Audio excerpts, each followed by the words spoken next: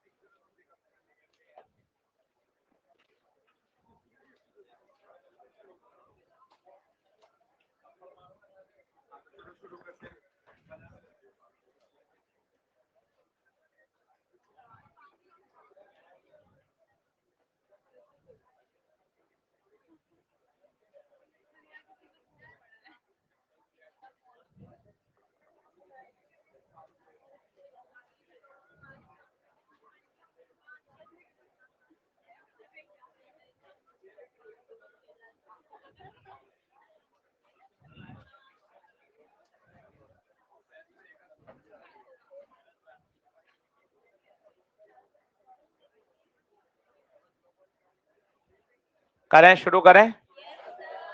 चलो हेडिंग डालो, आज की डेट डाल लो। प्लेन मिरर,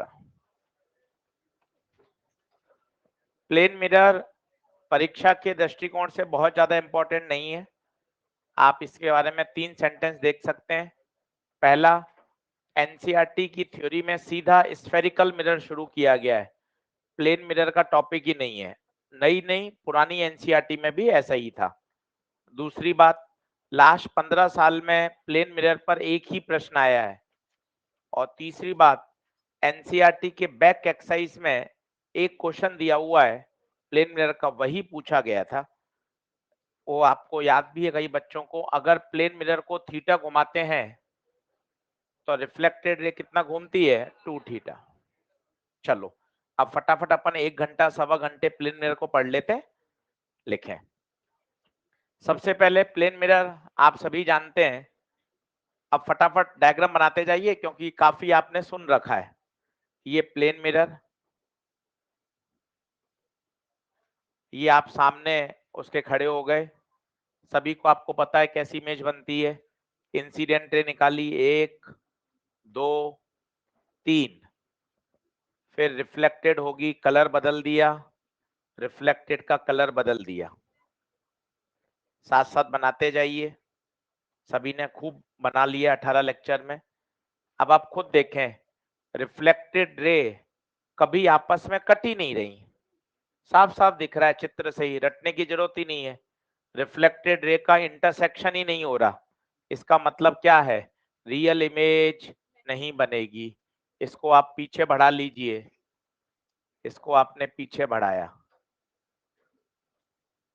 तो बताइए इमेज कैसी, वर्चुअल, इमेज वर्चुअल। तो ध्यान दें, ऑब्जेक्ट तो रियल था, हम तो प्लेन मिरर के सामने खड़े थे, पर इमेज कैसी बनी, वर्चुअल। तो रियल ऑब्जेक्ट की वर्चुअल इमेज बनाता है, ये पहली प्रॉपर्टी। साथ साथ लिखते चलिए। दूसरी बात, जितनी दूरी पर ऑब्जेक्ट होता है, मान लो ऑब्जेक्ट 5 सेंटीमीटर पर है तो इमेज भी 5 सेंटीमीटर पर बनेगी। बनाते जाइए, डायग्राम काफी बार बना चुके हैं।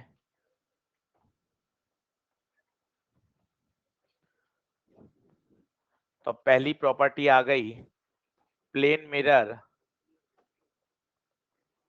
रियल ऑब्जेक्ट की वर्चुअल इमेज बनाता है। दूसरी प्रॉपर्टी, जितनी दूरी पर ऑब्जेक्ट होता है उतनी दूरी पर इमेज बनती है। अगर ऑब्जेक्ट 10 सेंटीमीटर पर है तो इमेज भी 10 सेंटीमीटर पर बनेगी।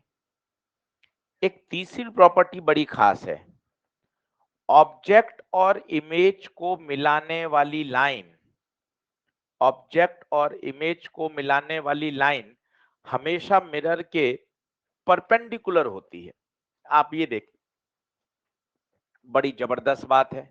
हमेशा ऑब्जेक्ट और इमेज को मिलाने वाली लाइन मिरर के परपेंडिकुलर होती है। तो ये बात लिख लें, लाइन ज्वाइनिंग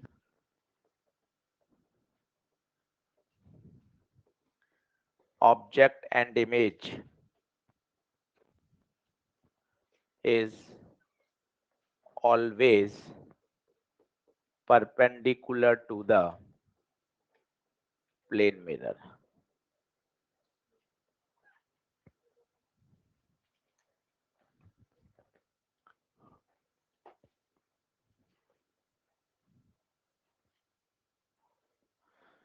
ये तो कहानी रियल ऑब्जेक्ट की है सर। वर्चुअल ऑब्जेक्ट के केस में क्या होता है?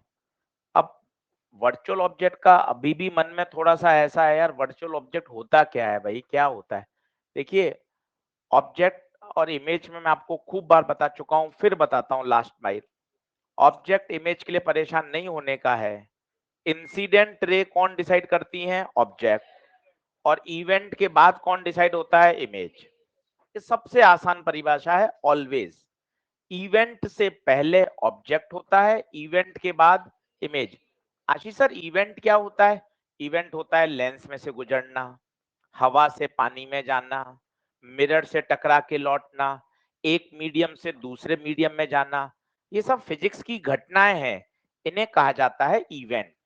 तो इवेंट से पहले मतलब इंसिडेंट रे का point of intersection object, event के बाद रिफ्लेक्टेड रेस का पॉइंट ऑफ इंटरसेक्शन इमेज। अब आप एक, मैं आपको चित्र दिखाता हूं, आप उसको थोड़ा सा एंजॉय करिएगा, अपने लिखना बाद में एक बार समझिएगा और चर्चा करिए। ये 3 बार आता है ऐसा, लेंस में भी बनता है सवाल, यही मिरर में बनता है। बस आप इसको थोड़ा सा महसूस करिए, 5 मिनट दीजिए इसको, क्योंकि जब भी वो वर्चुअल ऑब्जेक्ट का कीड़ा हटेगा, नहीं तो वो वर्चुअल ऑब्जेक्ट परेशानी करता रहेगा। अब जैसे सबसे पहले आराम से बोलिए, प्लेन मिरर दिखाई दे रहा है, ये जो सफेद रंग की रेज है इनका क्या नाम बोलेंगे? Incident raise. कभी तो डर हटा दो कि अरे यार वर्चुअल ऑब्जेक्ट बात क्लियर है, ये इंसिडेंट रे। ऑब्जेक्ट कौन? केवल एक ही सच है, इंसिडेंट रे का पॉइंट ऑफ इंटरसेक्शन। इन सफेद रेज क्या या यहां कटेंगी क्या? कहां जाएंगी? आगे। ये देखिए सर, डॉट क्यों बनाया? मिरर इनको आगे जाने ही नहीं देगा, मिरर इनको क्या कर देगा? रिफ्लेक्ट।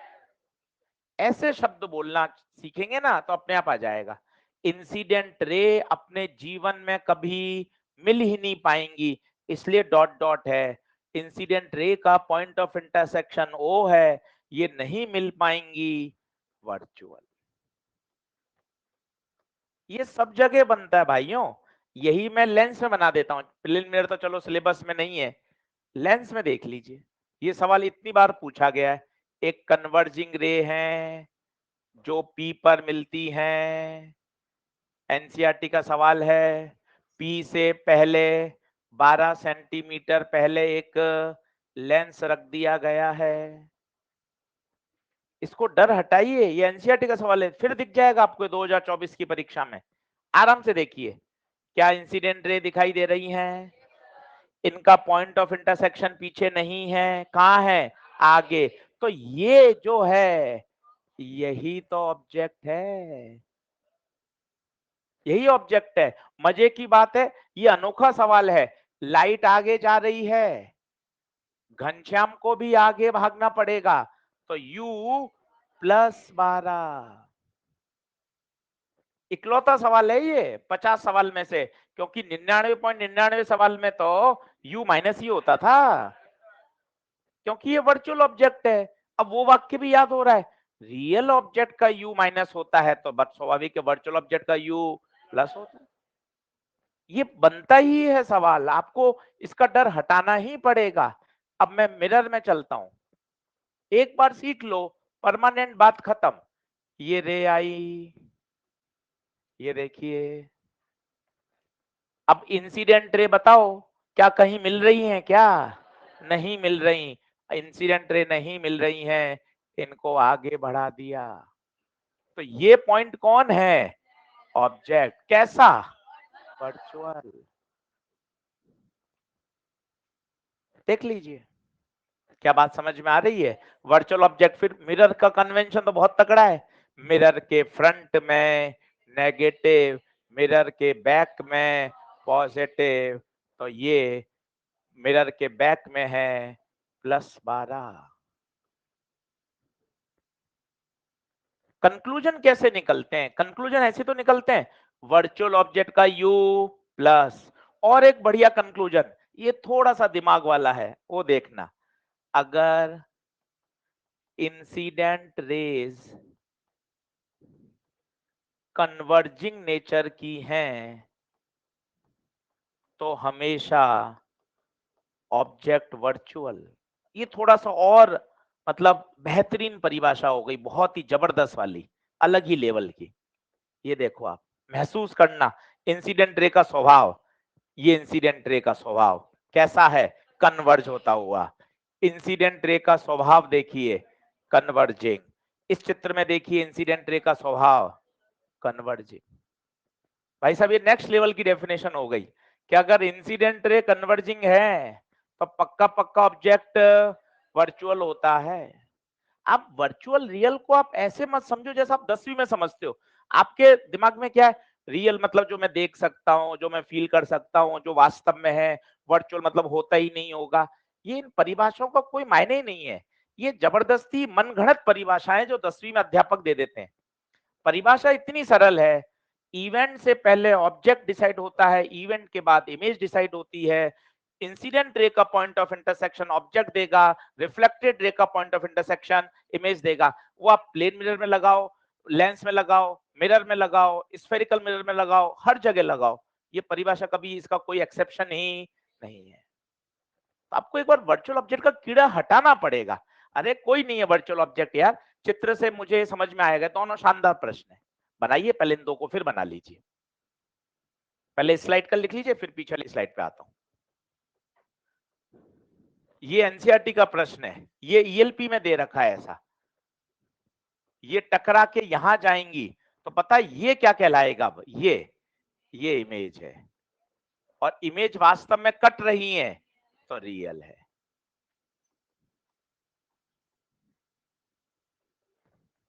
तो ऐसा नहीं हो संभव है कि ना समझ में नहीं आए। अगर अपन पीछे पड़ जाएं कि यार मुझे वर्चुअल का ना डर हटाना है, तो कोई टेंशन ही नहीं है। क्लियर ही हो गया कि अगर इंसिडेंट रे कन्वर्जिंग है तो हमेशा ऑब्जेक्ट का स्वभाव कैसा होता है? वर्चुअल।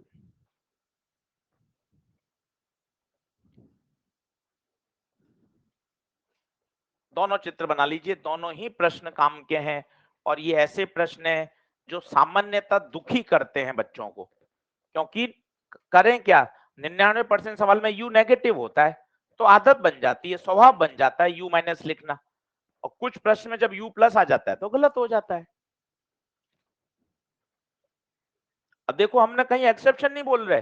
झंडा भी गाड़ा हुआ है, घनश्याम को खड़ा किया, ऑब्जेक्ट की तरफ भगाया, वो भागने के लिए कहां जा रहा है? आगे। लाइट भी आगे। उसमें देखिए, वो भी कन्वेंशन कितना बढ़िया, मिरर के बैक में पॉजिटिव, ऑब्जेक्ट मिरर के बैक में है पॉजिटिव।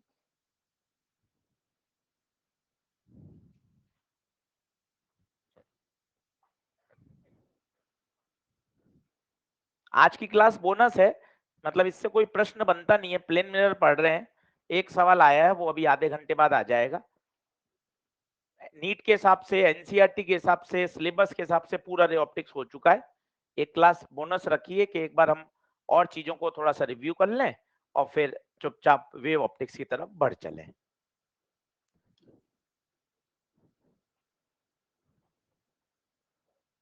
क्या मिटा दूं क्या? थोड़ा सा तेज बनाइए।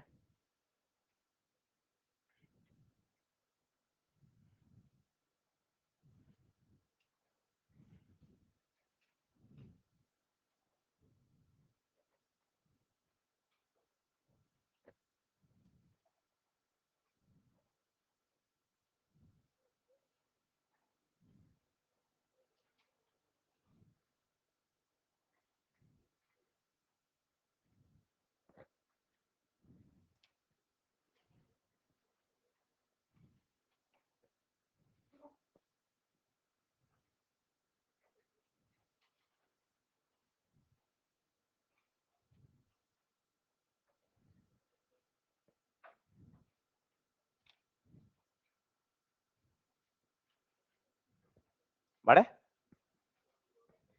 लास्ट स्लाइड में कुछ लिखना है, जल्दी आ जाओ। तो मैं बात कर रहा था प्लेन मिरर क्या करता है। अब आप देखना प्लेन मिरर की खूबी, यही बना लेता हूं प्लेन मिरर भी वापस। ये प्लेन मिरर, अब वर्चुअल ऑब्जेक्ट बनाना है।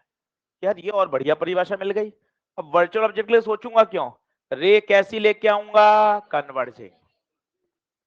कॉन्सेप्ट तो बहुत हमेशा फायदे देते हैं। अभी नहीं तो वर्चुअल ऑब्जेक्ट सोचते थे कैसे शुरू करूं, रे कैसी लाऊं, क्या होगा वर्चुअल।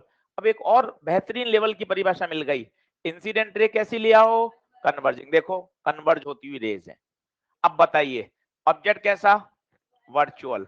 अब देखना इमेज में कहीं रटने की जरूरत नहीं है, जो नियम कानून है वो फॉलो करो। ये नॉर्मल खींचा, रिफ्लेक्शन के बाद जितने एंगल पे आए उतने एंगल पे। अब आप खुद देखो क्या ये कट रही है, मतलब कैसी इमेज। इसलिए प्लेन मिरर में एक बढ़िया बात चलती है, रियल का वर्चुअल, वर्चुअल का रियल।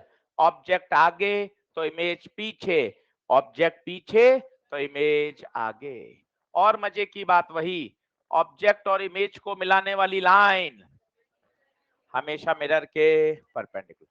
ये वाला चित्र भी बना लें, ऑब्जेक्ट वर्चुअल है पर इमेज रियल है। तो प्लेन मिरर में ये एक नारा अच्छा है, रियल का बनाता है वर्चुअल और वर्चुअल का बनाता है रियल।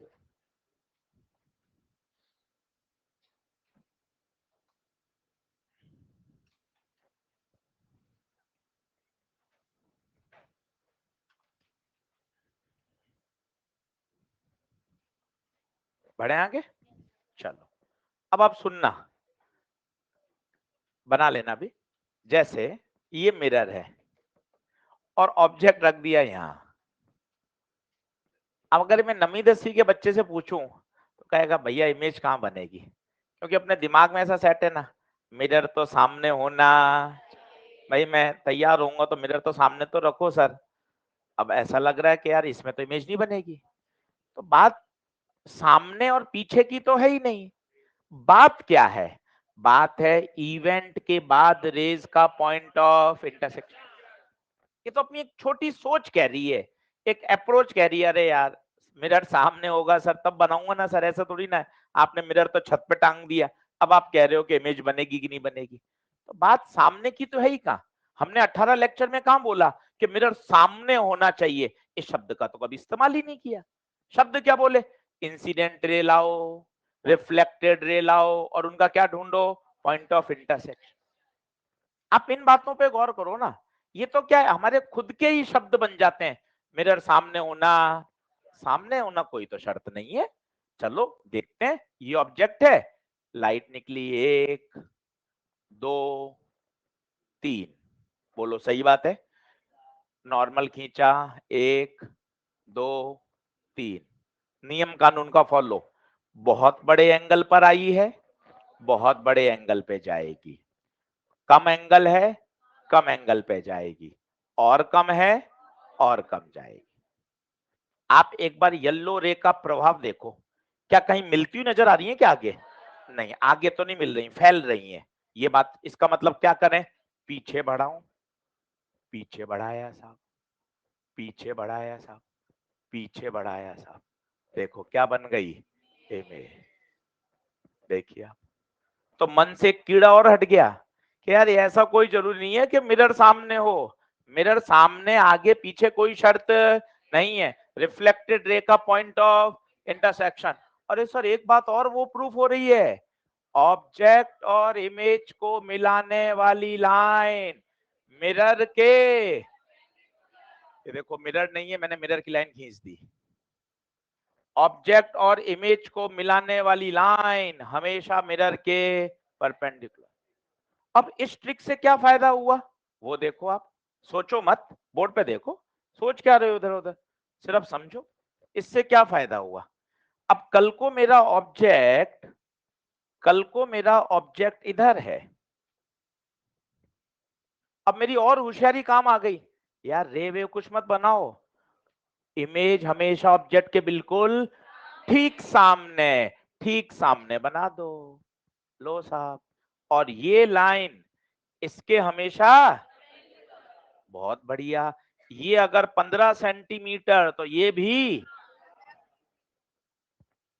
ये अनुभव से 4 चित्र बनाए, बातें समझ में आ गई। कल को मिरर टेढ़ा हो तो थोड़ी ना घबराना है, ये ऑब्जेक्ट है। अब बता इमेज कहां, ठीक सामने। लो साहब, ठीक सामने। क्या कर दिया इसमें गलती, ठीक सामने है ना, तेरे सामने मेरे सामने, सामने ही तो है सर, सामने तो है, सामने तो है, पर एक शर्त और है, ऑब्जेक्ट और इमेज को मिलाने वाली लाइन। ध्यान दीजिएगा, ध्यान दीजिएगा, ऑब्जेक्ट और इमेज को मिलाने वाली लाइन मिरर के परपेंडिकुलर होनी चाहिए। देखो, क्या ये 90 है, क्या ये 90 है, नहीं है, तो बताइए क्या ऐसे बनेगी क्या? ये देखो, अगर ये 2 सेंटीमीटर है तो ये भी, सर ये तो और अच्छा तरीका बना दिया आपने। अब तो मैं रे बनाऊंगा ही नहीं, मुझसे तो पहले भी नहीं बनती थी, अब तो मैं बिल्कुल ही नहीं बनाऊंगा। इमेज हमेशा ऑब्जेक्ट के ठीक सामने। और ध्यान रखिएगा, ध्यान रखिएगा, सोमवार का दिन है, ऑब्जेक्ट और इमेज को मिलाने वाली लाइन हमेशा मिरर के परपेंडिकुलर हो। डायग्राम बना लीजिए सारे।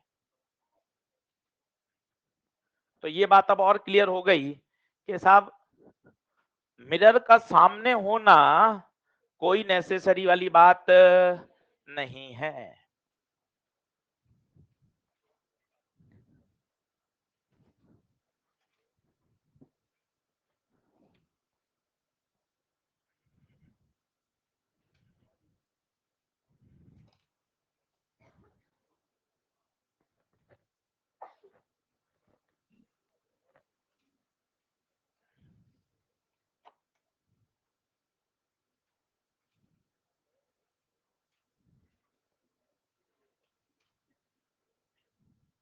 बोलिए, बात क्लियर है?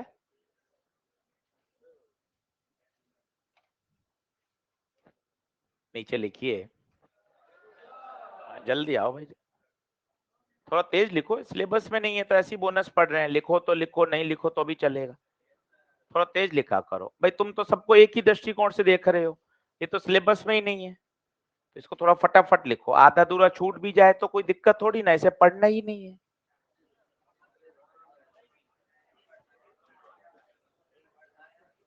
हाँ, तो पढ़ाया ही क्यों जा रहा है, ये बात भी सही है। इसलिए क्योंकि इसका एक सवाल आया हुआ है, एनसीईआरटी में क्वेश्चन दे रखा है, वहां तक पहुंचने के लिए ये सारी बातें सुन रहे हैं। चलो लिखो, जल्दी आओ फटाफट।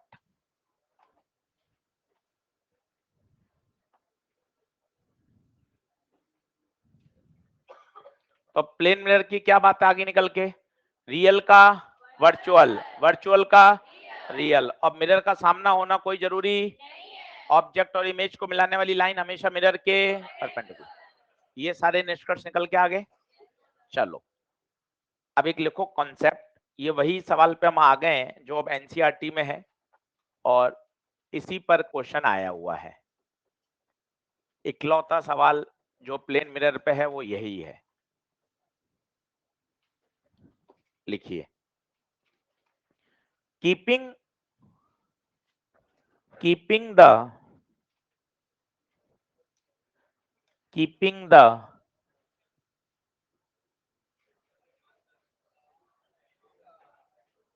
keeping the incident ray fix, keeping the incident ray fix, if mirror is rotated,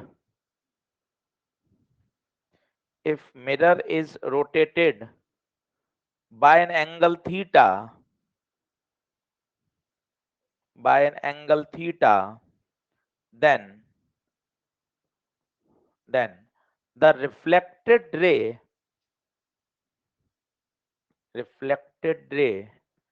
is rotated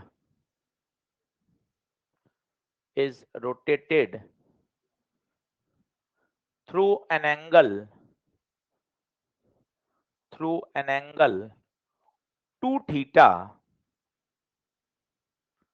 to theta in the same direction.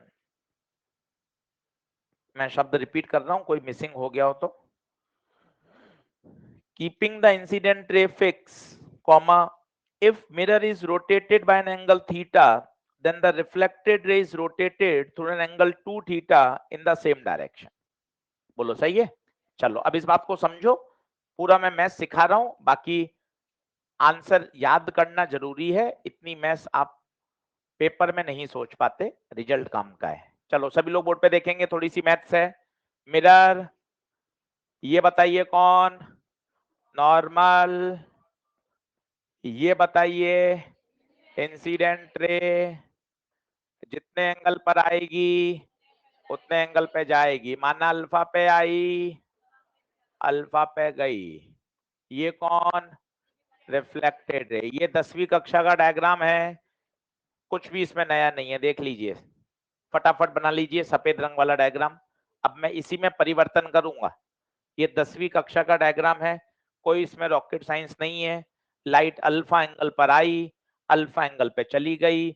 Dot वाला नॉर्मल है, एक इंसिडेंट रे है, एक रिफ्लेक्टेड रे है. तो इस चित्र में ऐसा कुछ भी खास और कुछ भी नयापन नहीं था.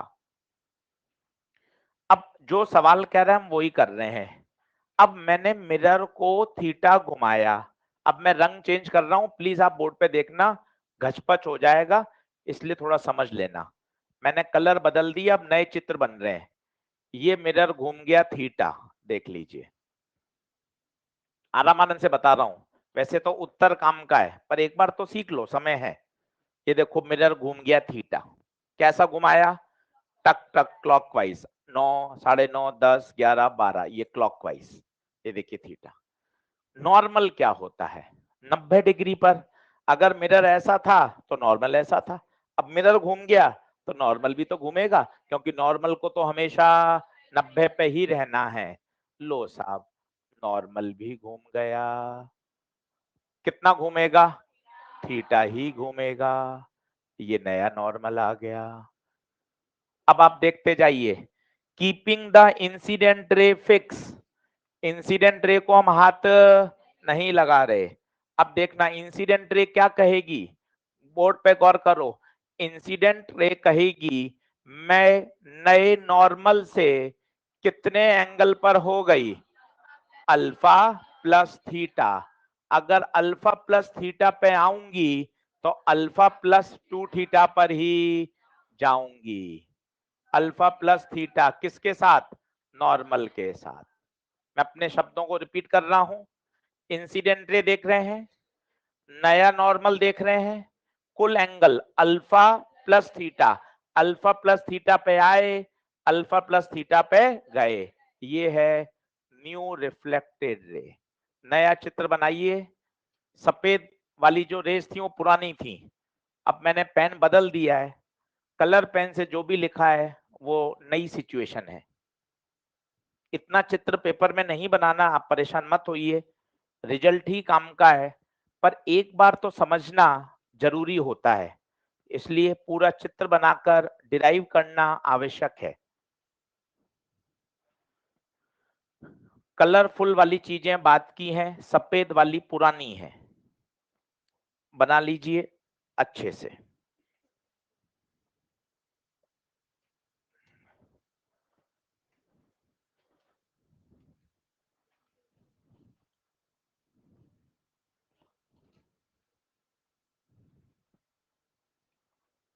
अब सर हम चाहते क्या थे? ये थी ओल्ड रिफ्लेक्टेड रे, ये थी न्यू रिफ्लेक्टेड रे. हमें चाहते हैं कि अब ये एंगल कितना हो गया, हम ये चाहते हैं. आराम से देख लीजिए, पूरी कहानी बोल सकते हैं. स्टेप 1, मिरर को थीटा घुमाया.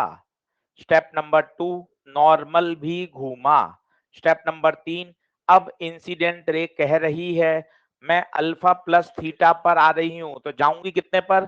अल्फा प्लस थीटा पे. जितना अच्छे से ओपन अप होकर शब्दों को बोलेंगे ना, उतना फिजिक्स बेहतर समझ पाएंगे।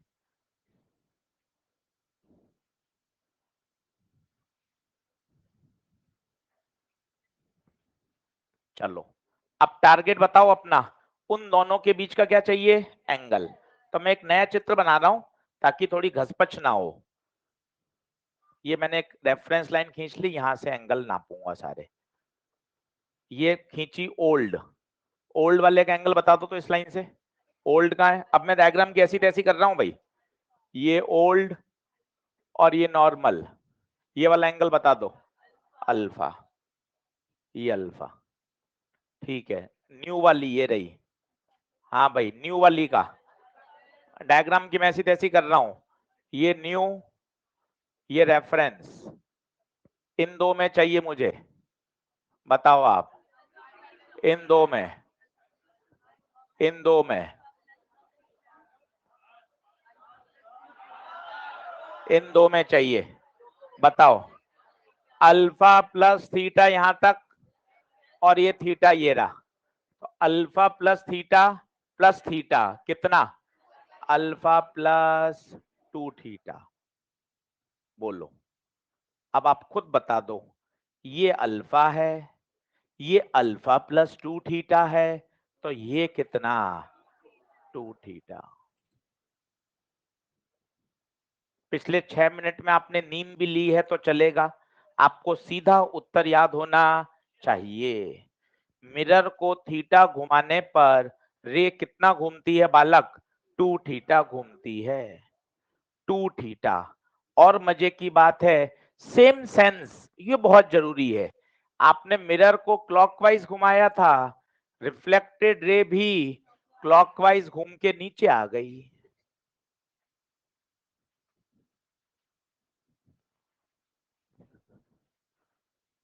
रिफ्लेक्टेड रे भी क्लॉकवाइज घूम के नीचे आ गई। इस डायग्राम के नीचे सेंटेंस लिख लेंगे। अब इस डायग्राम को फिर कभी नहीं देखेंगे। क्या होगा, नहीं लिखोगे ना, आपके मार्च अप्रैल में फिर मन में तो आएगा ही, यार इसको समझते हैं, इसमें से 15-20 सवाल बन सकते हैं। आता है ऐसा, करें क्या, मन मानता नहीं है ना, फिर इसको समझने की इच्छा होती है, आज तो मैं इसको समझ के ही रहूंगा।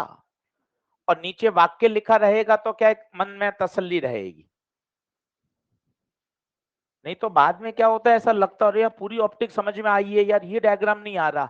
आज तो कुछ भी हो जाए, बस ये डायग्राम ही समझना है। गुप्ता जी का नंबर लिया, WhatsApp Telegram, sir diagram, sir ये क्या पढ़ा दिया, सर आज मैं कुछ कर गुजरूंगा। तो फिर तो ऐसा नहीं है, इस डायग्राम का कोई भविष्य में अब इसका कोई आउटपुट नहीं है, सीधा मुझे याद होना चाहिए। अब ऊपर वाक्य वाला पढ़ो, अब वाक्य पढ़ो। Keeping the incident ray fix, if the mirror is rotated by an angle theta, then the reflected ray will move in 2 theta in the same direction। Same direction समझे, अगर मिरर क्लॉकवाइज घूमेगा तो रिफ्लेक्टेड रे भी clockwise.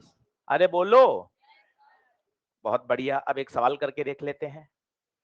ये इकलौता ही 15 साल का question है जो कि नीट के आया हुआ है, और एनसीईआरटी में बैक क्वेश्चन में दे रखा है, थ्योरी में तो है ही नहीं।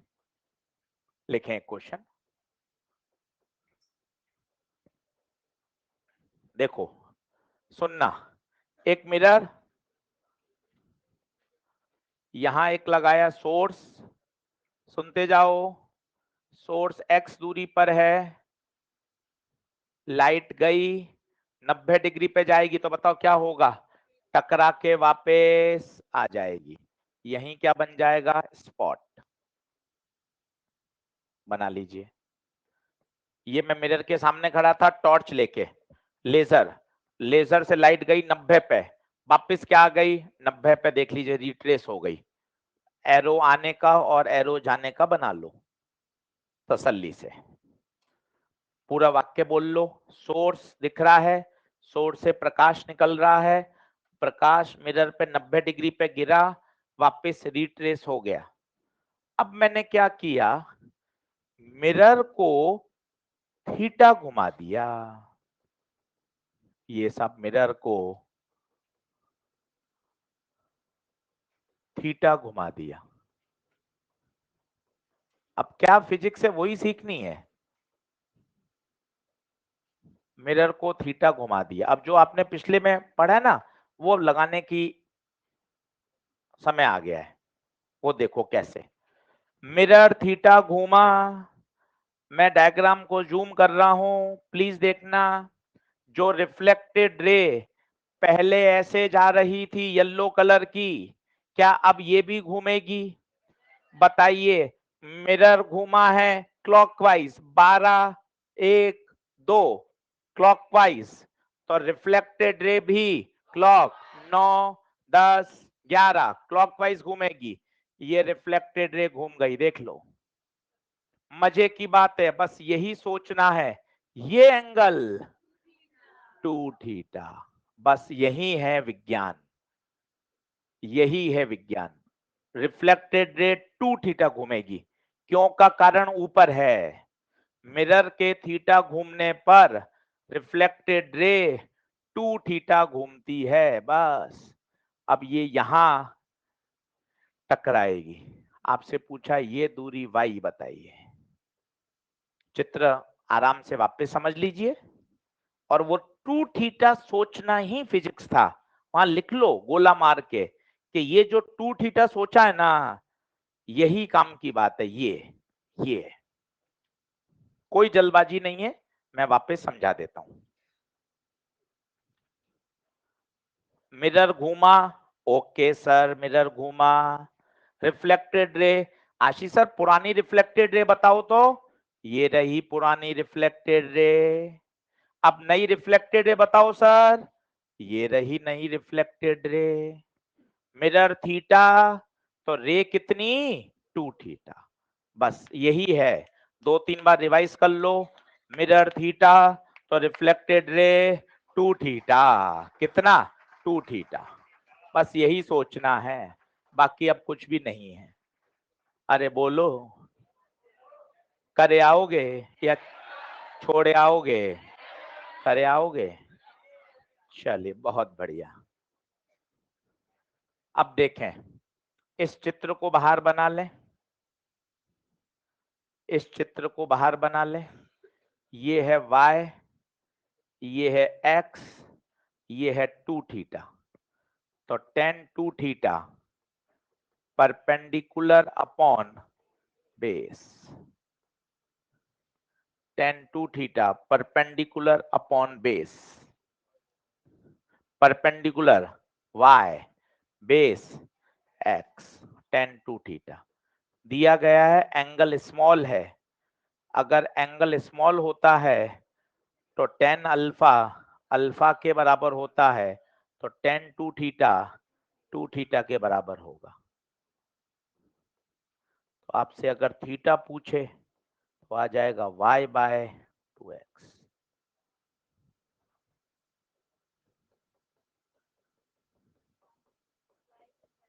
हाँ कुछ भी निकालो, y थीटा जो भी, कोई फर्क नहीं।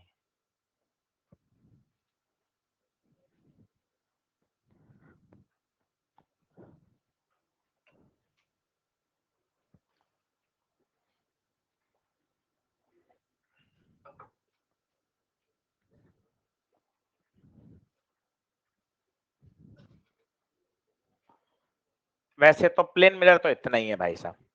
जब मैं मार्च अप्रैल में रिवीजन कराऊंगा तो मैंने प्लेन मिरर की केवल ये एक स्लाइड रखी है बस, क्योंकि प्लेन मिरर नीट में एनसीईआरटी में है ही नहीं। एक कॉन्सेप्ट है तो वो वाली स्लाइड रखी है, 8 मिनट में रिवाइज हो जाता है। अभी हमें आधा घंटा लग गया क्योंकि हमने डिराइव किया।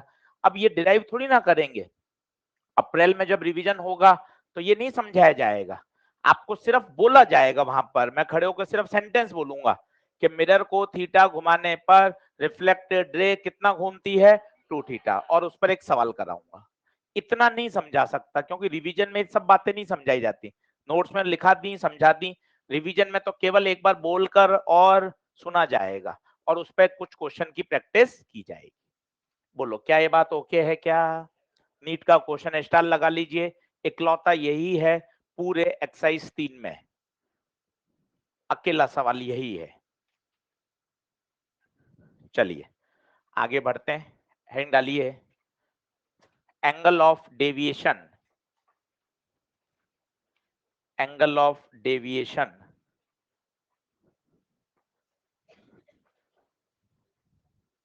अब देखें, अब ये छोटे छोटे पॉइंट्स हैं, फटाफट पढ़ लें, इन पे सवाल नहीं है, पर क्या ये किताबों में मॉड्यूल में दे रखे हैं, स्टेट पीएमटी में आते थे, तो एक बार अपने पास है, आधा पौन घंटा अपन पढ़ लेते हैं, फिर वेव ऑप्टिक शुरू कर लेंगे। चलो सभी लोग देखें प्लेन मिरर। अब बातचीत बंद करना, थोड़ा तेज चलेगी गाड़ी। ये लाइट आई, टकरा के यहां चली गई। अब आप खुद सोचना, अगर मिरर नहीं होता तो क्या इंसिडेंट रे सीधी जाती? देखिए साहब, ये इंसिडेंट रे का पाथ था, अगर मिरर नहीं होता तो लाइट सीधी जाती। भाई मिरर ने इतना जबरदस्त उसको अपने पाथ से क्या कर दिया, मोड़ दिया। महसूस करो अब, क्या मिरर की जबरदस्त ताकत। लाइट आ रही थी सीधी, परंतु उसने अपने लाइट के पाथ को ही क्या कर दिया, मोड़ दिया। This is called deviation. Deviation क्या होता है, हम सामान्य भाषा में तो बोलते हैं यार अपने पाथ से डेविएट मत हो यार, या पढ़ाई से डेविएट मत हो। डेविएट मत हो, डेविएट का मतलब जो हमारा रास्ता है, जो हमारा गोल है, जो पढ़ने का पाथ है, उस पाथ से हमें भटकना नहीं है, ये वही तो डेविएशन है। शब्द तो वही है, विचलन। विचलन का मतलब होता है अपने पाथ से विचलित हो जाना। इसका ओरिजिनल पाथ था ये, अपने पाथ से क्या हो गया, विचलित हो गया। This is called angle of deviation, angle of deviation, विचलन कोण। अब बताओ निकाल सकते हो क्या? हाँ, क्या मैथ्स लगाएंगे बताओ? इन तीनों की जोड़, सोचो आप, इन तीनों की जोड़ क्या 180 होगी? देख लो आप, तीनों की जोड़, क्योंकि सरल रेखा पे बन रहे हैं, तीनों की जोड़ 180, थीटा प्लस डेल्टा बराबर 180, 2 थीटा प्लस डेल्टा बराबर 180। मुझे डेल्टा चाहिए, 180 माइनस 2 थीटा। एक एक चीज को गौर करो, डेल्टा कौन, angle of deviation, angle of deviation. Theta कौन, angle of incidence, angle of incidence.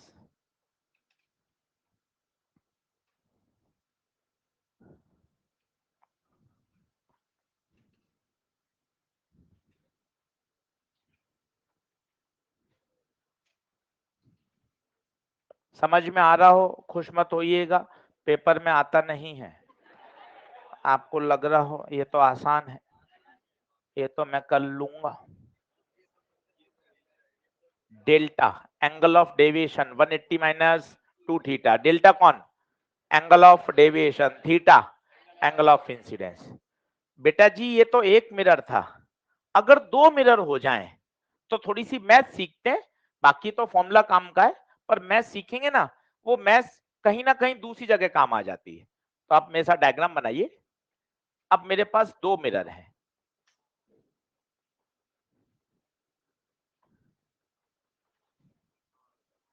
और माना मिरर के बीच में एंगल है अल्फा। आराम से देखिए, मिरर 1, मिरर 2, मुझे क्या चाहिए, after 2 successive reflection, after 2 successive reflection find delta net total deviation। आराम से समझिएगा, देखो ये तो अपन को क्लियर है, इंपॉर्टेंट नहीं है, सिर्फ समझ ले रहे हैं ताकि थोड़ा सा दिमाग की एक्सरसाइज हो, अपन रे समझ पाए, एंगल समझ पाए। फिर क्यों पढ़ा रहे हैं, हमें पता है कि इसकी समझ हमें बाकी रे ऑप्टिक्स के सवालों में भी मदद देगी। आप ये भी तो समझिए कि यार आज जब आपने 10 बार बोल दिया कि सिलेबस में नहीं है, तो प्रश्न सीधा एराइज होता है, सर क्यों पढ़ा रहे हो सर? तो हमें इसकी बात पता है ना, कि ये जो समझ आती है एंगल की, नॉर्मल से एंगल नापना, डेविएट करना, मिरर से टकरा के लौटना, ये समझ हमें दूसरे सवालों में क्या देती है, मदद देती है। इसलिए 50 मिनट यहां लगाए जा रहे हैं। चलो अब सुनना, डायग्राम पे समझना। ये 2 मिरर दिख रहे हैं, ये नॉर्मल खींचा, लाइट आई कितने एंगल पे, थीटा। सभी लोग बोर्ड पे देखना, मैथ्स है, बताओ चिल्लाओ, थीटा एंगल पे आओगे, थीटा एंगल पे जाओगे, ये थीटा पे चले गए। बताओ डेविएशन हुआ क्या, हाँ ये देखो ये सीधा रास्ता, बताओ कितना डेविएशन हुआ, इतना, बताओ डेल्टा 1 180 माइनस 2 थीटा, याद करो, थीटा दिख ही रहा है। अच्छा क्लॉक हुआ या एंटी क्लॉक हुआ, पूछो क्लॉक क्यों, देख लो, जाना ऐसे था, चली ऐसी गई, तो ओरिजिनल पाथ से इस पाथ की तरफ घूमे तो कैसा दिखा, क्लॉक। अभी देखते जाना, मजा आएगा। अब यहां आई, फिर से यहां क्या खींचे, नॉर्मल, मान लो यहां आई फाई एंगल पर, कितने पर, फाई एंगल पे, तो सोचो फाई पर आएगी, फाई पे चली गई, क्या डेविएशन हुआ क्या, हाँ ओरिजिनल पाथ ये रहा, इस पे पेन रखा, यहां चले गए, बताओ क्लॉक या एंटी क्लॉक, क्लॉक, तो सेकंड डेविएशन बताओ डेल्टा 2 180 माइनस 2 थीटा, थीटा नहीं फाई, ये भी कैसा, क्लॉक। कुल बताओ, दोनों क्लॉक हैं तो ऐड कर दूं, तो 180 minus 2 theta plus 180 minus 2 phi. पहले आप इतना करिए फिर अपन आगे चलते हैं, पहले आप इतना करिए फिर आगे चलते हैं। एक खास बात अभी आने वाली है, और वो एक असर्शन रीजन का प्रश्न था पुराने समय में, पहले आप नोट कर लें। ये डायग्राम के भी अलग मजे हैं सर, ये डायग्राम कब मदद देता है, ये डायग्राम मदद देता है जैसे आपको रात को नींद नहीं आ रही है ना, आप सोच रहे हैं, एंजाइटी हो रही है ना, तो ये डायग्राम आप खोलकर बैठ जाइए, एक बार देख लेंगे, 2 बार, इतनी बढ़िया नींद आएगी कि आपको परेशानी क्यों समझ में नहीं आएगा, है ना। तो ये डायग्राम अलग अलग परिस्थितियों में मदद करते हैं। आप परेशान हो रहे हो, एंजाइटी हो रही, नींद ही नहीं आ रही साहब, ये डायग्राम देख लिया, 2-3 बार समझने का प्रयास किया, समझ में नहीं आया, आप कॉपी बंद करेंगे, आराम से गहरी नींद आ जाएगी। तो ऐसे में 15-20 चीजें रखनी पड़ती हैं, हथियार, अलग अलग परिस्थितियों में वो हथियार हम काम में ले लेते हैं। वो कह रहे रोटेशनल की कॉपी भी वही काम करती है, हाँ बहुत बढ़िया, बहुत शानदार, बेहतरीन।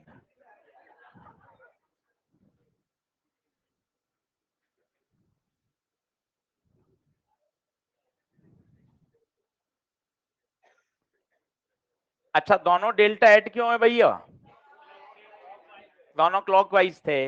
अब क्या इंपॉर्टेंट बात है वो सुनना, थोड़ा जूम कर रहा हूं और आप बाद में लिख लेना, समय दूंगा, एक बार देखें बस,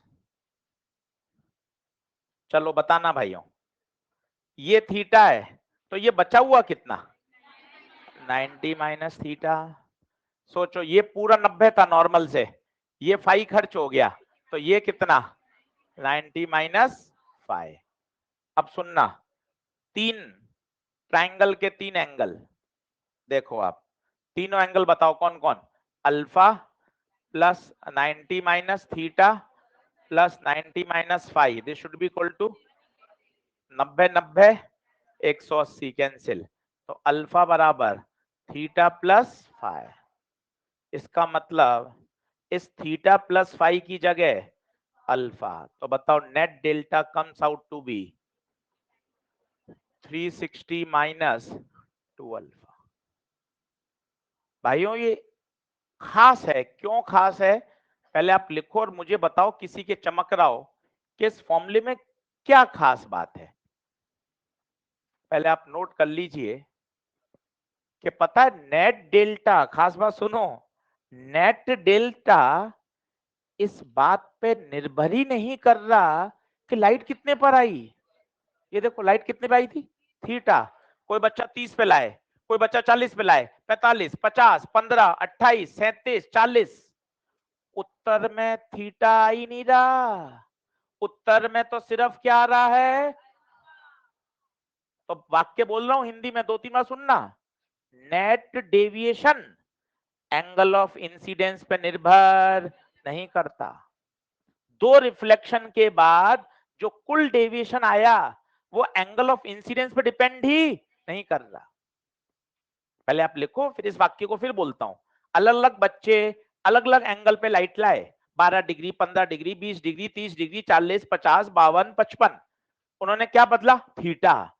पर सभी का उत्तर क्या आएगा? सेम, क्योंकि उत्तर के डेल्टा में थीटा के तो दर्शन ही नहीं हो रहे। तो इस बात को हिंदी में लिख लीजिए। After two successive reflection, after two successive reflection, delta net does not depends on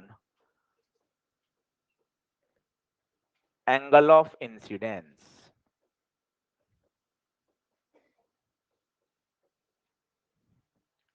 Delta net 360 minus 2 alpha. Alpha कौन है? अल्फा बोलो। Angle between mirror.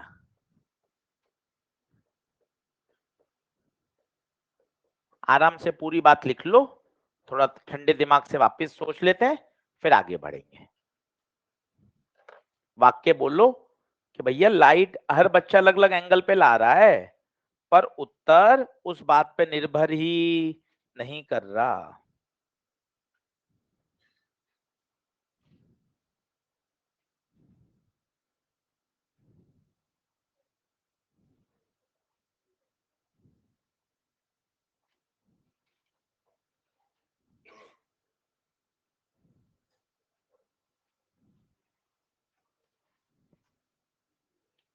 बोलो। 2 मिनट रुक रहा हूं, कोई मुझे जल्दबाजी नहीं है। आंसर काम का है, सवाल कोई आया ही नहीं है नीट में, इसलिए कोई सवाल बनता नहीं है। पॉइंट्स हैं जो आपको ध्यान रखने हैं। एक एक सवाल हमने ईएलपी में डाल दिया फॉर प्रैक्टिस। ईएलपी नंबर 9 वो ऑप्शनल है, आप करें तो अच्छी बात है। वो हमने सभी जितने जितने कॉन्सेप्ट है ना, सब पे एक एक सवाल डाल दिया है, ताकि आपको ये सारे फॉर्मूले रिवाइज हो जाए। पूरी बात देख लो। कितने मिरर हैं? दो मिरर के बीच का एंगल अल्फा। जो टोटल डेल्टा है वो इस बात पे निर्भर नहीं कर रहा कि लाइट कितने एंगल पर आ रही है। बोलो क्या बात सही है? चलिए साहब, अगला लिखिए। Field of view.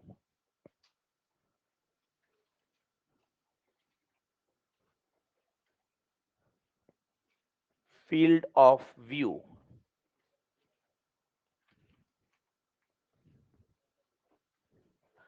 ये थोड़ा सा मतलब मस्त टॉपिक है। हर चीज परीक्षा के दृष्टिकोण से नहीं देखें तो ये आपको टॉपिक बढ़िया लगेगा।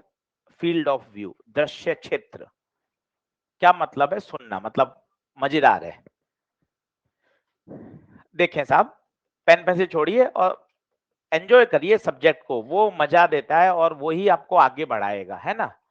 ये ऑब्जेक्ट है और इमेज बनानी है, तो मैंने आपको कहा यार इंसिडेंट रे लाओ। ये इंसिडेंट रे, फिर ये टकरा कैसे जाएंगी, आगे मिल नहीं रही, पीछे बढ़ा दो, क्या बन गई? इमेज। ये वही इमेज है जो आप इतने सालों से घर पे रोज मिरर के सामने देख रहे हो। ठीक है साहब। क्या ये वर्चुअल इमेज है? हाँ। तो दिमाग से वो मिथ भी हटा दो। क्या वर्चुअल इमेज को देखा जा सकता है? हाँ। रोज हम मिरर में बाल बनाते समय जो इमेज देख रहे हो कैसी इमेज है? वर्चुअल। तो ये वाली बीमारी हटा दो, वर्चुअल इमेज को देखा जा सकता है। बिल्कुल ट्रू सेंटेंस है, एम्स में आया हुआ है। अब आप अगली बात सुनिए मस्त। अगर मेरा दोस्त यहां खड़ा है, बोले तो ऑब्जर्वर, वो मेरी इमेज को नहीं देख सकता। कारण क्या है? इमेज को देखने के लिए रे आंख में तो जानी चाहिए, तभी तो वो मुझे दिखाई देगी। सर जा तो रही है? नहीं, ये इसका किनारा है। ये देखिए, किनारे से ये यहां गई, ये किनारे से यहां गई, ये पूरी रेंज है। यहां कहीं खड़ा होगा, कहीं भी, तो उसको मेरी इमेज दिखेगी। क्यों सर, यहां भी तो कहां जा रही है? अरे भाई वो तो अपन ने रे नहीं बनाई, यहां बनाते रे। ये ऑब्जेक्ट से यहां बनाते जाती ना, देख इस पे जाते, ये ऑब्जेक्ट से जाती, ये जाती, तो सर इसमें भी क्या दिक्कत है, लो ये गई, लो सर, ऐसे थोड़ी ना होगा। ये आपने लॉ ऑफ रिफ्लेक्शन की धज्जियां उड़ा दी ना, लॉ ऑफ रिफ्लेक्शन की धज्जियां उड़ा दी, वो वहां रे जाएगी ही नहीं। तो फील्ड ऑफ व्यू क्या है? फील्ड ऑफ व्यू एक ऐसा रीजन है जहां अगर ऑब्जर्वर प्रेजेंट है then he can see the image. क्या ये ऑब्जर्वर देख सकता है? नहीं, ये ऑब्जर्वर इमेज को नहीं देख सकता, क्योंकि ये फील्ड ऑफ व्यू के बाहर है। सर वापिस बताओ ना, फील्ड ऑफ व्यू कैसे बनाते हैं? देखो बहुत आसान है। हाँ सर, अब फील्ड ऑफ व्यू का सर जुगाड़ बताओ। कोई जुगाड़ नहीं है, किनारे किनारे पे रे डाल दो, ये किनारे किनारे हैं, और यहां से क्या कर दो, रिफ्लेक्ट, ये रिफ्लेक्ट, ये रिफ्लेक्ट। अब बताओ क्या ये फील्ड ऑफ व्यू है? क्योंकि अब जो भी रे आएगी इधर इधर इधर इधर इधर इधर इधर, वो सब इनके बीच में ही तो जाएगी। तो फील्ड ऑफ व्यू बनाने का तरीका बताओ, किनारों से क्या कर दो, reflection. This region is called field of view. If my observer is present in the field of view then he can see the image। एक बार और बना दो सर, चल एक बार और बना लो। सर ऑब्जेक्ट यहां है तो, अरे ऑब्जेक्ट कहीं है उससे कोई मतलब नहीं है। फील्ड ऑफ व्यू कैसे बनानी है, किनारों किनारों से रिफ्लेक्शन कर दो। ठीक है सर, मुझे करने देना। ये ऊपर का किनारा, ये नीचे का किनारा, ये यहां गए, ये यहां गया। अब बताओ फील्ड ऑफ व्यू कौन सा है? ये रीजन क्या कहलाएगा, फील्ड ऑफ व्यू। अगर ऑब्जर्वर इस फील्ड में है then he can see the image. इसको क्यों नहीं दिख रहा?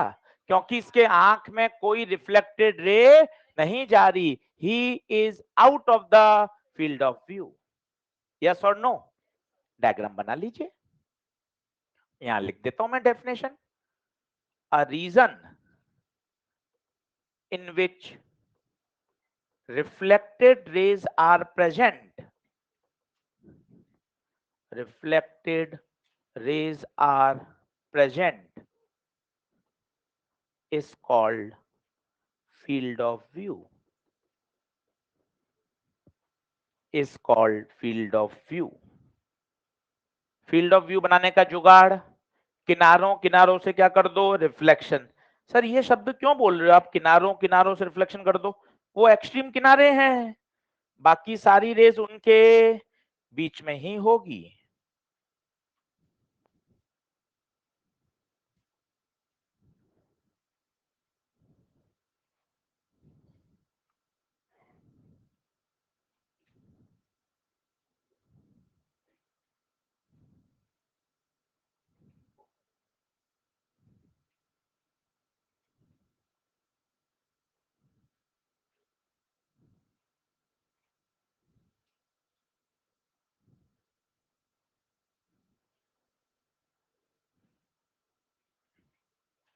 बना ले। अब इस पे एक सवाल कराता हूँ, बहुत फेमस है, जेई मेन में 2 से 3 बार आया है वो, 3 बार एक ही प्रश्न, आईआईटी एडवांस का था। सिर्फ उसमें मैथ्स लगेगी, अपन इसलिए कर रहे हैं कि हाँ भाई अगर इनकेस कोई पेपर कठिन आता है या कुछ हो तो हमें वो तैयारी होनी चाहिए। सिलेबस में नहीं है पर सीख लेते हैं, उसमें मैथ्स लगानी है। वो मैंने क्वेश्चन भी दिया है, मोस्ट पॉपुलर सवाल है, वो आना भी चाहिए। तो भैया फील्ड ऑफ व्यू से डर हटाओ, एक ऐसा रीजन, एक ऐसा क्षेत्र जहां पर कौन प्रेजेंट है, रिफ्लेक्टेड रेज, उसे हम क्या बोलते हैं, फील्ड ऑफ व्यू। मिटाऊं क्या? कोई एक दो चित्र बना लो, सारे बनाने की जरूरत भी नहीं होती, आइडिया लगना चाहिए बस।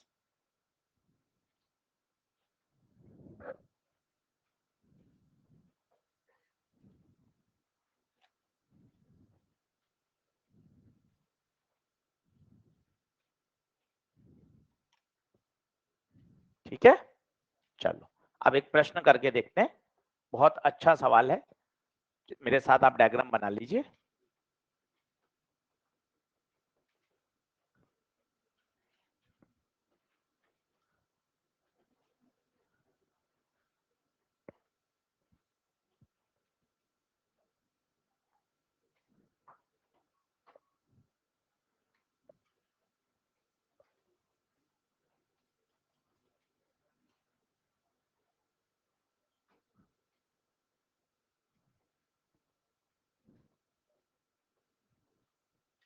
अच्छा इंटरेस्टिंग प्रश्न है। इर्रेस्पेक्टिव ऑफ मैथ्स, आपको सवाल में मजा आएगा, वो बहुत जरूरी है। एक मिरर है, ये सोर्स है, और ये ऑब्जर्वर इस सीधी रेखा पे सीधा चल रहा है। आपसे पूछा गया है up to what distance, up to what distance observer can see the image of source S. आप सवाल को सॉल्यूशन की दृष्टिकोण से मत देखिएगा, आप सिर्फ समझिएगा उसकी फिजिक्स, क्या यार हो क्या रहा है, क्या चीज होती है, वो देखना, उसमें आनंद है, इसलिए सवाल कराया जा रहा है।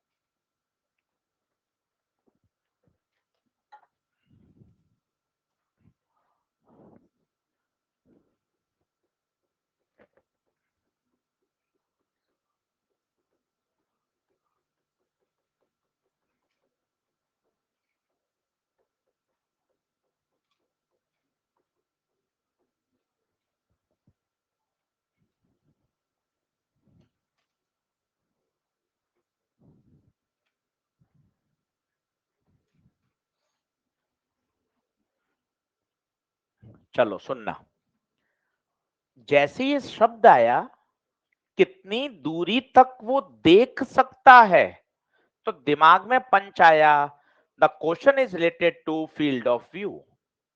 पहले ना अप्रोच पकड़नी पड़ती है, सीधा कोई सवाल में कूद थोड़ी ना सकते हैं भाई, क्या लगेगा। पहले सवाल की भाषा पढ़ के ये देखना पड़ता है कि वो चाहता क्या है। सवाल कह रहा है कितनी समय तक या कितनी दूरी तक वो देख सकता है। देखने का मतलब है फील्ड ऑफ व्यू। तो सबसे पहले इसका फील्ड ऑफ व्यू बनाओ। ये सोर्स है, आपने कहा किनारे किनारे, ये किनारा, ये किनारा, ये नॉर्मल, ये लाइट यहां गई, ये नॉर्मल, सुंदर, जितने एंगल पे आए उतने एंगल पे भेजा। अब बताना ये वाली ये क्या है, फील्ड ऑफ व्यू। सुनना सवाल कितना इंटरेस्टिंग, मजा आएगा। ये ऑब्जर्वर यहां से चल रहा है, यहां चला, यहां चला, यहां चला। पता है अभी इसको इमेज नहीं दिख रही, क्योंकि फील्ड ऑफ व्यू तो यहां से शुरू हो रहा है। यहां आया नहीं दिखा, यहां आया नहीं दिखा। जैसे ही वो इधर एंटर हुआ, उसको इस सोर्स की क्या दिखने लग गई, इमेज। क्या दिखने लग गई, इमेज। इमेज कहां बनेगी, सोर्स आगे है तो इमेज पीछे बनेगी। बात को महसूस करिए। फिर सर, जब तक वो यहां रहेगा तब तक उसको इमेज दिखती रहेगी, दिखती रहेगी, दिखती रहेगी, दिखती रहेगी।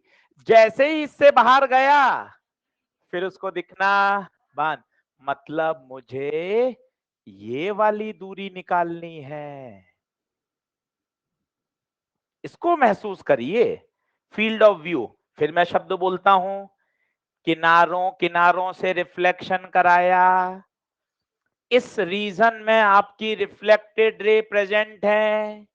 ऑब्जर्वर यहां से आ रहा है और नीचे से आ रहा है, उसको अभी इमेज दिखाई नहीं दे रही। जैसे ही वो यहां घुसा, वो कह रहा है हाँ भैया इमेज दिख गई। मतलब मुझे बेटा ये वाली दूरी चाहिए। एक लाइन का उत्तर है, पर निबंध समझ में आए तब मजा है कि हाँ यार मैंने फील्ड ऑफ व्यू बनाई। फील्ड ऑफ व्यू का तरीका, किनारों किनारों से क्या करा, रिफ्लेक्शन। ऑब्जर्वर जब यहां था तो उसके आंख में रे जा ही नहीं रही। जब उसकी आंख में रे जा ही नहीं रही तो उसको इमेज दिखाई नहीं देगी। आराम से आप चित्र बनाइए, सुनिए, बोलिए इस बात को। रिपीटेड सवाल है जेई मेन का।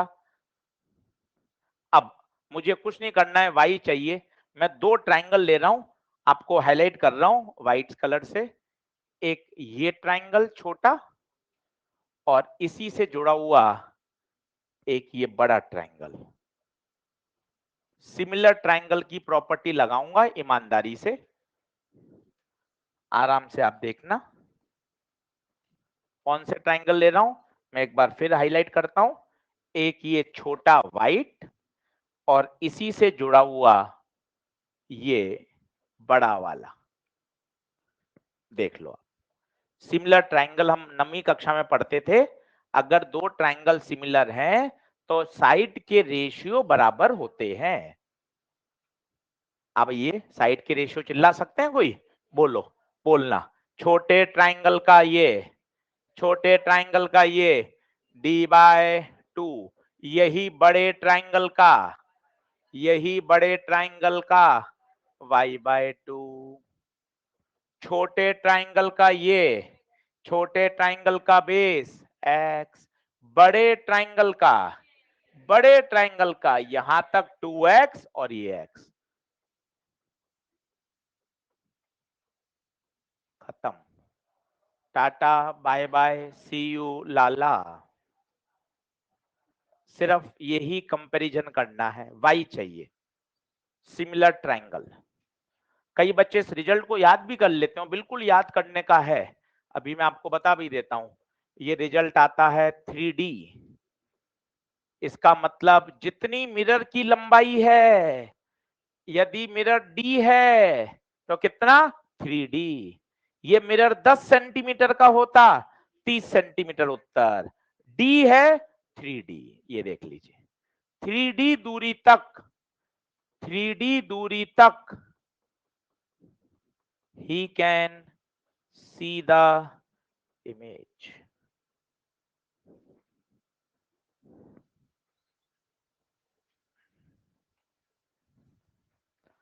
और मैंने आपको पहले हेडिंग लिखी दी थी, जब भी आपको समझ में थोड़ा बंद हो जाए तो आप ये वाली हेडिंग देख लेना। 3 वाक्य पढ़ लो।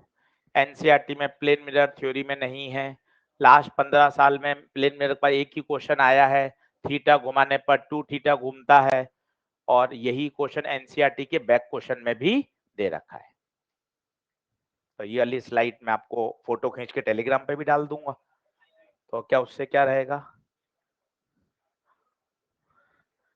विपरीत समय में वो पढ़ लोगे। तो y कितना आ गया 3D। बोलिए क्या बात क्लियर है? चलिए साहब आगे देखिए, लिखें मल्टीपल रिफ्लेक्शन,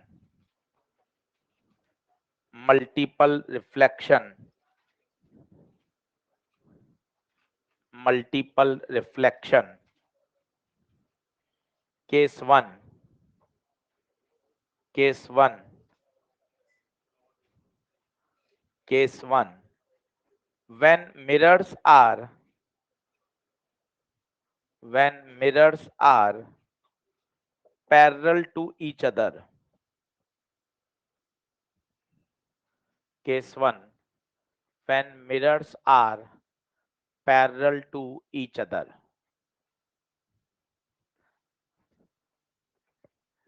डायग्राम बना लीजिए, सभी ने ऐसे पढ़ा हुआ है, फिर भी एक बार बता देता हूं। ये दो मिरर हैं, एक दूसरे के पैरेलल हैं, यहाँ ऑब्जेक्ट है, यहां से 5 सेंटीमीटर पर है, ये 15 है। आपसे पूछा है कितनी इमेज बनेंगी, उत्तर है इनफाइनाइट। पूछो क्यों इनफाइनाइट, कारण बताऊं? डायग्राम कर रहा हूं, आप मत बनाना। लाइट यहां से निकलेगी, टकरा के यहां जाएगी, फिर टकरा के यहां जाएगी, फिर टकरा के यहां, फिर टकरा के यहां। पहले की इमेज दूसरी घटना के लिए ऑब्जेक्ट, दूसरे की इमेज तीसरी घटना के लिए ऑब्जेक्ट, इस प्रकार से घटना चलती रहेगी। और ये तो आधा चित्र है, क्यों आधा क्यों है?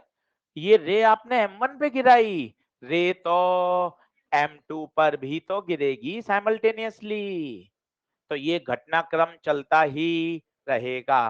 पहला प्रश्न है, अगर मिरर पैरेलल हैं तो नंबर ऑफ इमेज, उत्तर है इनफाइनाइट। कभी बाल कटाने जाते हैं नाई की दुकान पर, तो आपने देखा होगा एक सामने मिरर है और एक पीछे दीवार पे होता है, तो अपने चेहरे चेहरे चेहरे चेहरे दिखते ही जाते हैं, दिखते ही जाते हैं, तो वो कहलाता है पैरेलल मिरर सेटिंग। अगर पैरेलल मिरर है तो कितनी इमेज बनती है? इनफाइनाइट। तो नीचे लिख लीजिएगा, पहला प्रश्न तो यही है, number of images will be infinite। number of images will be infinite. अब कैसे लोकेशन कैसे पता लगाते हैं वो वाली ट्रिक मैं आपको बता देता हूं, जो आप सभी ने पहले भी पढ़ी है, बहुत कॉमन है। M1 M2 लिखा, M1 से दूरी बताओ 5, तो यहां लिखा 5। M2 से दूरी बताओ 10, 15 नहीं है 10। आराम से देख लीजिए, M1 से दूरी, M2 से दूरी। अब जो दोनों मिरर के बीच की दूरी है उसको ऐड करते चलो। बताओ 5 15 20, 10 15 25, 25 15 40, 20 15 35। आशीष सर ये क्या आ रहा है? ये आ रही है जो इमेजेस बन रही है ना उनकी पोजीशन। वो आपसे पूछेगा थर्ड इमेज की पोजीशन बताओ, थर्ड इमेज की पोजीशन बताओ मिरर M1 से। तो बताओ क्या आंसर आएगा? थर्ड, पहली इमेज, दूसरी इमेज, तीसरी इमेज। बताओ M1 से तीसरी इमेज 35। सर एक सवाल और बता देना, बिल्कुल अभी कर लेते हैं। वो कहेगा M2 से फोर्थ इमेज की लोकेशन बताओ। बताओ M2 से फोर्थ, 10 20 40 50।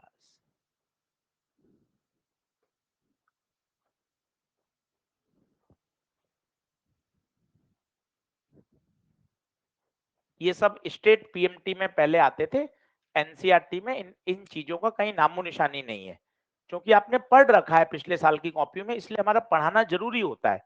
नहीं पढ़ाएं तो क्या थोड़ा सा कॉन्फिडेंस हिल जाता है, अरे सर ने तो बात बताई नहीं, हो सकता है यहीं से 18-19 सवाल आ जाए। क्या होता है मन में बहुत तरह की बातें आती हैं, तो उसका क्या जवाब हम देते हैं तो आप समझ नहीं पाते। इससे बढ़िया पढ़ाना ही अच्छा रहता है।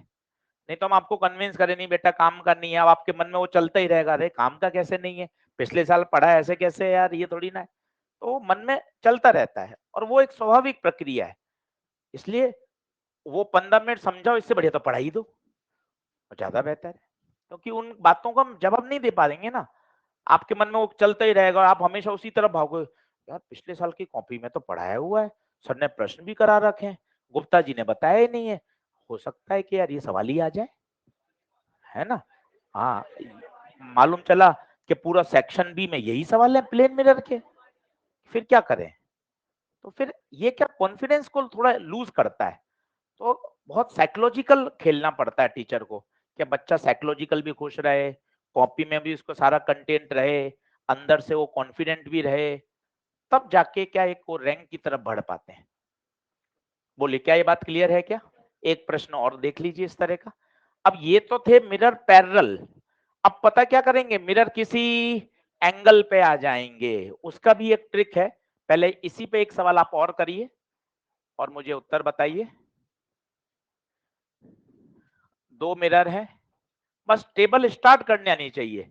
ये M1 M2, ये दूरी 20, यहां से दूरी 5। मुझे चाहिए M2 से थर्ड इमेज की लोकेशन।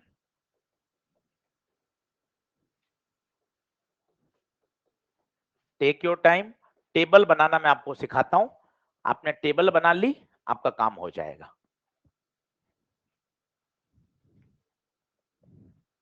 बस टेबल सही बनाओ, ये M1, ये M2, M1 से दूरी 5, M2 से दूरी 15, बस ये टेबल एक बार सही बननी है।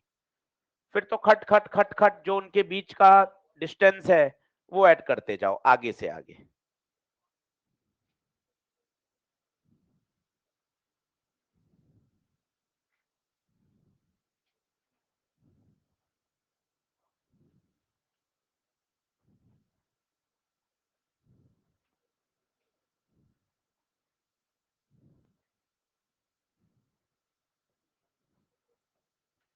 हाँ जी, कितना ऐड करूं? 20, ये 20 कितना? 25, 35। अब तो फिर ये खेल हो गया, 55, 45, 65, 80। क्या पूछी? M2 से तीसरी, M2 से तीसरी, 1 2 3, आंसर बताइए।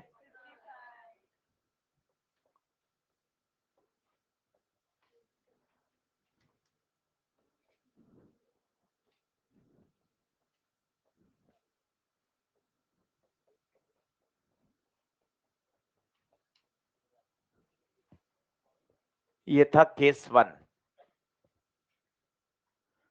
आराम से देख लीजिए, लिख लीजिए, हर का एक एक सवाल ईएलपी में दिया हुआ है फॉर प्रैक्टिस पर्पस, ताकि एक सवाल आप करते जाओगे ना तो आपको बात समझ में आ जाएगी। अच्छा हाँ यार, जो जो सर ने बात बताई है सब पे प्रश्न है। लिखिए case 2। Case 2, when mirrors are inclined at an angle theta,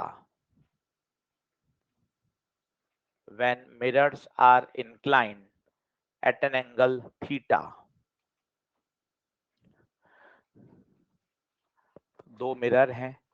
अभी तो मिरर कैसे थे बताइए? पैरेलल। अब आ गए मिरर कितने पर? थीटा। अब आपसे पूछा जाता है इसमें नंबर ऑफ इमेजेस बताओ। किसी को तरीका याद है इसका? वही जो किताबों में होता है, सबसे पहले 360 बाय थीटा फाइंड करो। सबसे पहले 360 बाय थीटा फाइंड करो, लिखते चलो, फिर एक क्वेश्चन करके बताऊंगा।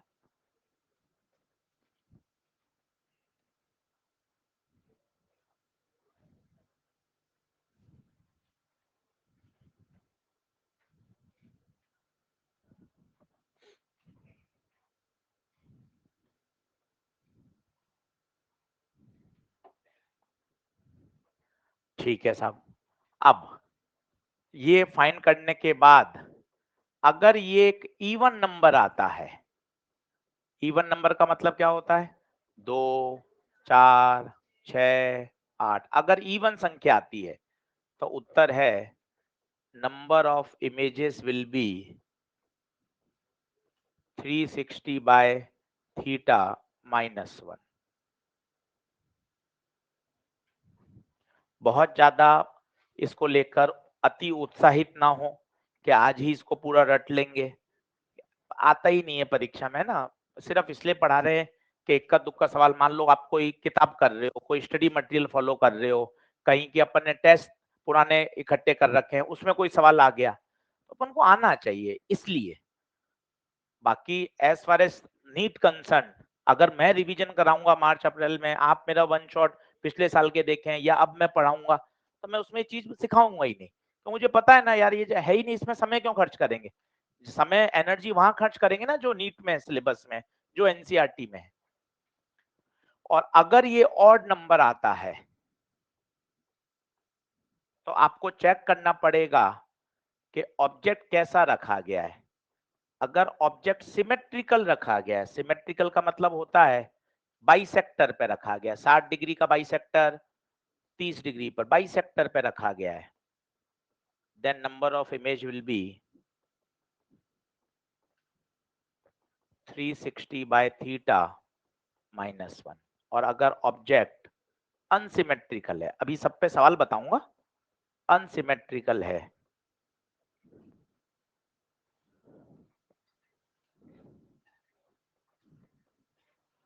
तो number of image 360 by theta.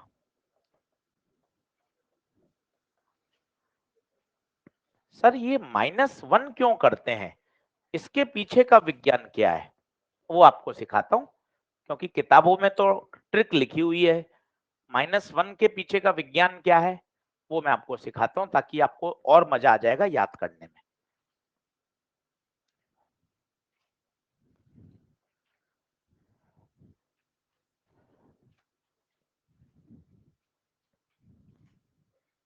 बोलें क्या?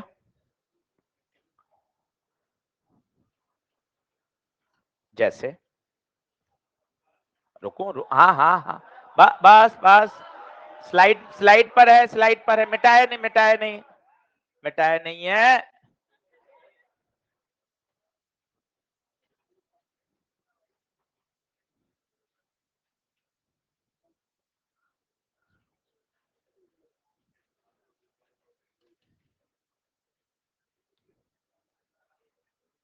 कल से वेव ऑप्टिक्स शुरू करेंगे।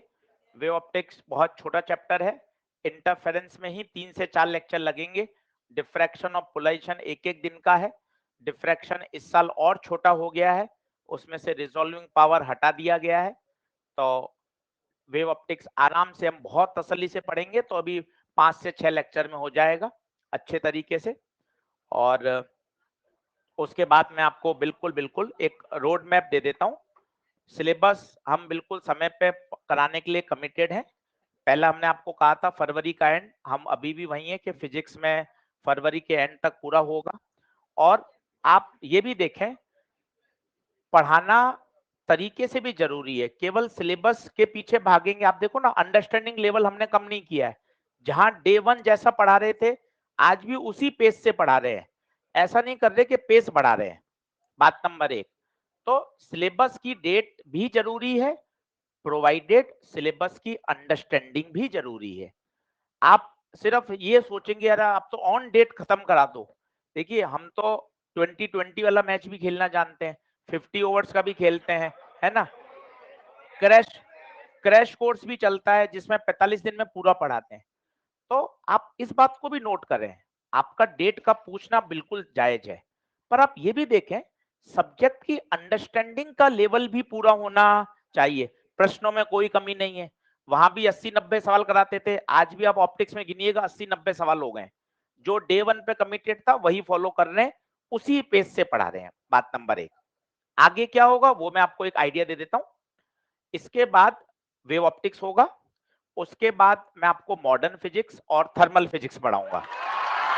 ठीक है, ठीक है। तो ये 2 बड़े टॉपिक जो काम के हैं वो पढ़ेंगे अपन।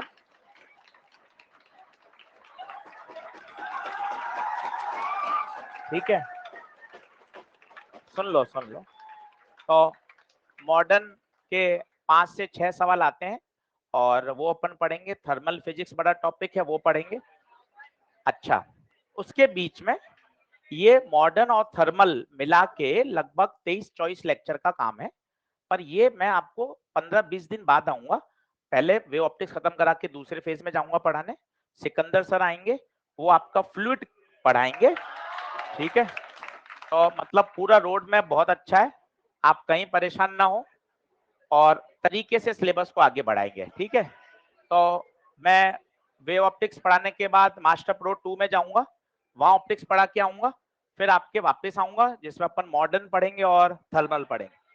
मॉडर्न मॉडर्न और छोटा हो गया है, radio activity, alpha beta gamma, Rutherford law सब हट गया है और छोटा हो गया है। सेमीकंडक्टर में ट्रांजिस्टर भी उड़ गया है और छोटा हो गया है। सही है, तो बहुत अच्छे से करेंगे अपन को, रोज अच्छे से पढ़ना है। चलो, साथ ही साथ क्लासरूम में तो पढ़ा ही रहे हैं, बिल्कुल रात को आज फिर मिलेंगे 9:30 बजे। ये वाली मेहनत नहीं रुकेगी, ये कमिटेड है हमारा, है ना, पूरा आपके पास। आज मैं क्या पढ़ाऊंगा, लेक्चर 1 से लेंस तक, लेंस तक के सारे कॉन्सेप्ट रिव्यू सिर्फ आप लोगों के लिए। सही है, वापस मतलब वो इतनी बार आ जाए दिमाग में, अरे यार सर, सर अब हम कर लेंगे सर, बस सर अब आप रुक जाओ, नहीं तो एडमिट कार्ड पे आपका ही नाम लिख देंगे, है ना। ऐसा मत करना, आप अपना ही नाम लिखना।